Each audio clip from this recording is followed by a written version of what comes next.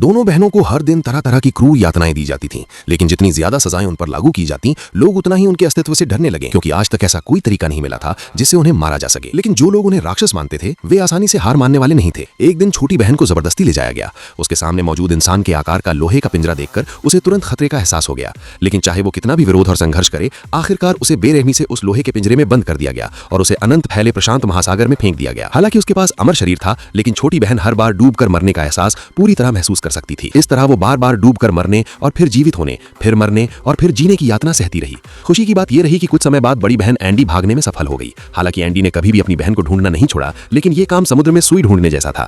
इस खोज में पूरे 500 साल बीत गए। हालांकि वो अपनी बहन को नहीं ढूंढ पाई, लेकिन इन 500 सालों में एंडी को अपने जैसे 3 और अमरलोक मिल गए। लेकिन जैसे जैसे तकनीक विकसित हुई, उनके अमर होने का रहस्य छिपाना और भी मुश्किल होता गया। हालांकि एंडी और उसके साथी बहुत सावधान रहते थे, फिर भी किसी बुरी नीयत वाले व्यक्ति ने 150 सालों में इकट्ठा किए गए वीडियो फुटेज से यह पता लगा लिया कि एंडी एक अमर इंसान है। उस व्यक्ति ने एक खास मिशन के जरिए एंडी को फंसाया। जैसे ही एंडी और उसके साथी तय जगह पर पहुंचे, कमरे में अचानक तेज रोशनी जल उठी और सैकड़ों गोलियां एक साथ चारों पर चलने लगी। जब सभी के हथियारों की गोलियां खत्म हो गईं, तब एंडी और उसके साथी जमीन पर गिरकर बिल्कुल शांत हो गए। जब ये पक्का हो गया कि उनमें कोई जीवन के लक्षण नहीं है, तो सभी लोगों ने अपनी सतर्कता छोड़ दी। किसी ने ध्यान नहीं दिया कि एंडी की फैली हुई पुतलियां फिर से सिकुड़ने लगी और बाकी लोगों के शरीर के घाव भी धीरे धीरे भरने लगे। कुछ ही देर में चारों फिर से उठ खड़े हुए। जैसे ही सैनिकों ने उन्हें दोबारा उठते देखा, वे तुरंत संभल गए, लेकिन इससे पहले कि वे अपनी बंदूकों में फिर से गोलियां भर पाते, अमर लोगों की कीम उन तक पहुंच चुकी थी। वे पूरी तालमेल के साथ हर बार जानलेवा कर रहे थे।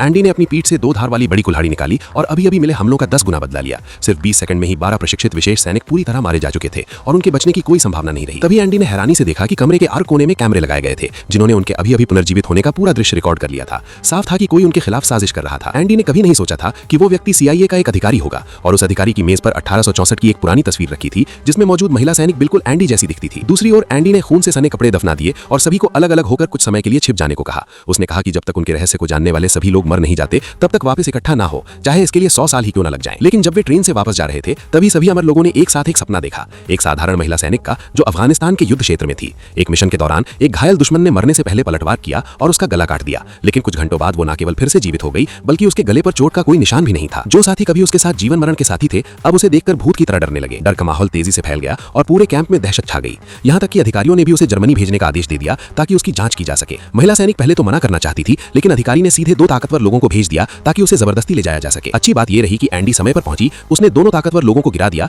फिर महिला सैनिक को बेहोश कर दिया और उसे कार के पिछले वाले हिस्से में डाल दिया। होश में आने के बाद महिला सैनिक कार से कूदकर भागना चाहती थी, लेकिन एंडी ने बिना कुछ कहे उसके सिर के पास गोली चला दी। आधे घंटे बाद